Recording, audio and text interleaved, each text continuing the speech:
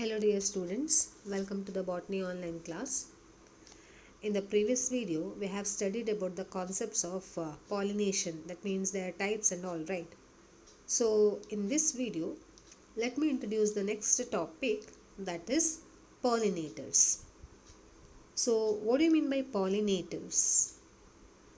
So pollinators are the agents which bring about pollination process. Okay, once again I'll repeat. The agent which brings about pollination is called as pollinator. And pollinators are of two types. They are abiotic agents and biotic agents. Now abiotic agents, which mainly includes wind and water, whereas biotic agents include animals. Okay. So, pollen grains coming in contact with the stigma is a chance factor in both wind and water pollination. To compensate for these uncertainties and associated loss of pollen grains, the flowers produce large amount of pollen when compared to the number of ovules available for pollination. And only a small portion of the plants use abiotic agents for pollination process. So now coming to the first type of abiotic agent, that is wind. So wind pollination is also called as anemophily. That means if the pollination process takes place with the help of wind, then it is called as anemophily. And the flower which exhibit anemophily type of pollination is called as anemophilous flower. Am I clear? And this is the most common type amongst abiotic pollination. Now let us see the characters of wind pollinated plants. The characters are like this. The first character is here. The pollen grains are lighter in weight and are non-sticky, so that they can be transported in wind currents. The second character is the flower should possess well exposed stamens, so that the pollen grains are easily dispersed into the wind currents. The next character is the flower contains feathery stigma to easily trap the airborne pollen grains. And flowers are often have a single ovule in each ovary. The numerous flowers are here packed into an inflorescence, and flowers are not very colorful and do not produce any nectar. So these are some of the important characteristic features of a wind pollinated plant. Once again I'll repeat the characters. The pollen grains are here lighter in weight and they are non-sticky, and the flower possess well exposed stamens, so that the pollens are easily dispersed into the wind currents, and they often possess feathery stigma to easily trap the pollen grains. And here flowers have a single ovule in each ovary, and numerous flowers are packed into an inflorescence. And the last character is flowers are not very colorful and do not produce any nectar. Okay, and the best example for wind pollinated plant is corn cob, that means maize plant, which is called as corn in some part of the world, and this plant is pollinated by wind. Okay. In maize, the male flower is called as tassel, whereas the female flower is called as silk. Okay, the male is called as tassel, whereas the female flower is called as silk. Now let us have a quick look on how is maize pollinated by wind. So during the first step, what happens is the wind picks up the pollen from the anther and blows it all over the cornfield. So during the first stage, the wind, it picks up the pollen grains and blows it all over the cornfield. Okay.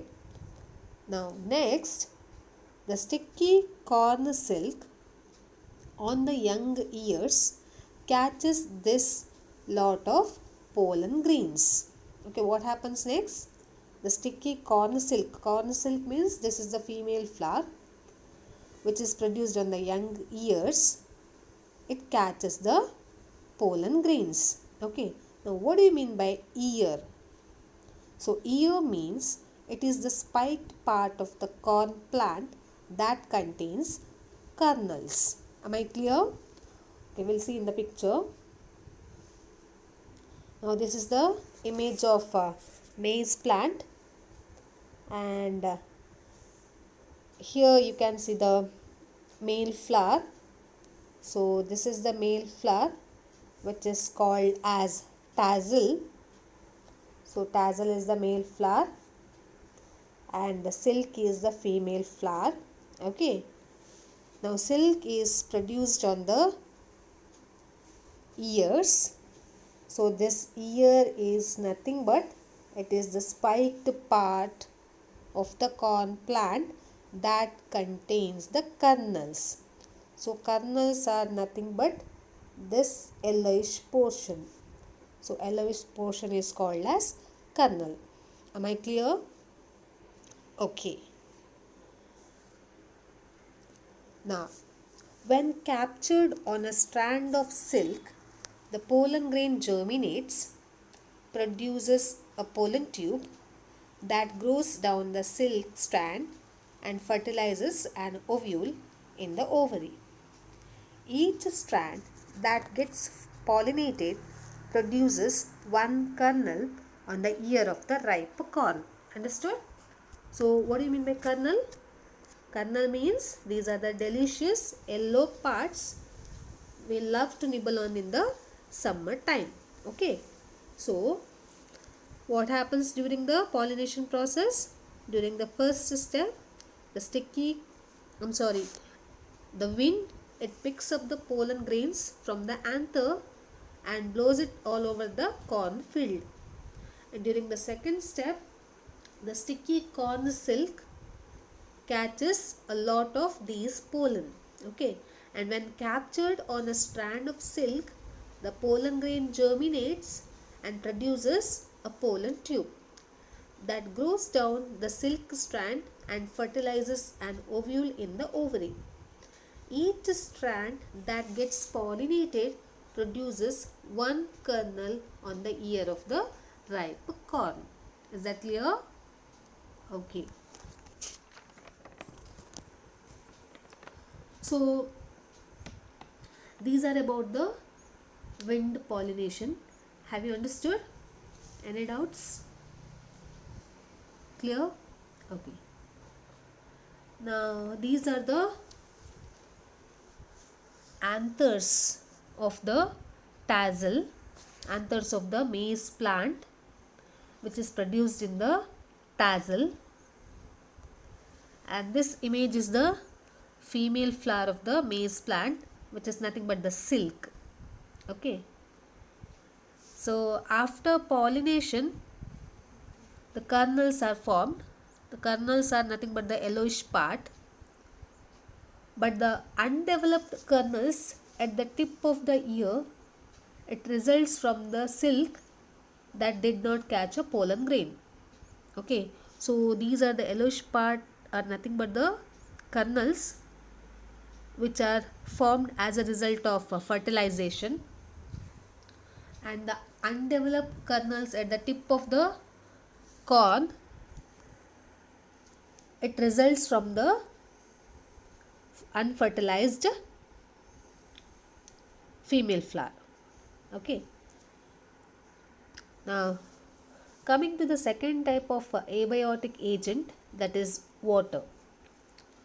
So if pollination takes place with the help of water, then it is called as hydrophily, and it is quite rare and limited to about 30 genera. And the examples for this water pollinated plants are Vallisneria, Hydrilla and Zoostera. So water, it is a regular mode of transport for the male gametes among the lower plant groups such as algae, bryophytes and pteridophytes, that their distribution is limited because of the need for water for the transport of male gametes and fertilization.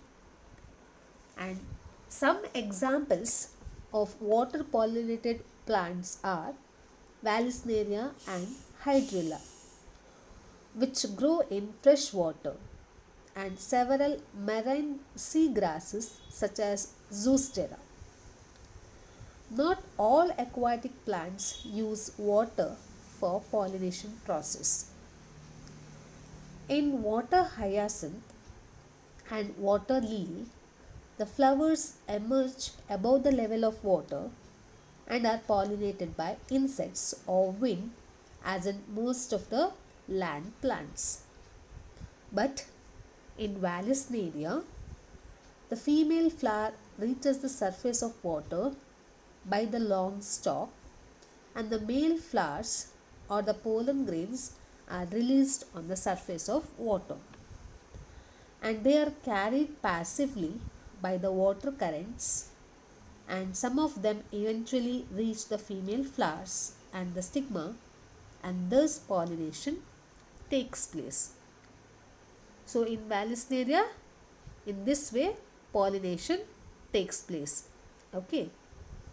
But in sea grasses, female flowers remain submerged in water, and the pollen grains are released inside the water. So the pollen grains in many such species are long and ribbon-like, and they are carried passively inside the water, and some of them reach the stigma and achieve pollination. So once again I'll repeat the process of pollination in Vallisneria as well as in sea grasses, that is in Zoostera. In Vallisneria, what happens? The female flower reaches the surface of the water by the long stalk. That means here the female flower contains long stalk which is coiled in nature.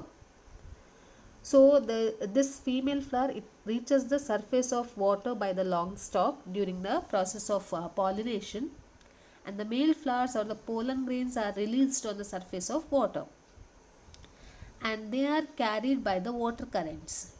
Some of them eventually reach the female flowers and the stigma, and in this way the pollination process takes place. Okay, but in Zoostera or in sea grasses, what happens is the female flowers remain submerged in the water itself, and the pollen grains are released inside the water. So, and these pollen grains are carried inside the water, and some of them reach the stigma and achieve pollination. So in this way pollination takes place. Okay, so in this picture you can observe the plants Vallisneria, Hydrilla and Zoostera. Now we will see the adaptations of plants for water pollination. So in plants which exhibit hydrophily, the pollen grains are protected from wetting by a mucilage covering, and here the flowers are not very colorful and do not produce any nectar. Okay, so these are the characters of hydrophilous flower. Once again I'll repeat, the pollen grains are here protected from wetting by a mucilage covering, and the flowers are not very colorful and they do not produce any nectar. So are you clear up to this? Okay, so dear students, we'll wind up here. Thank you.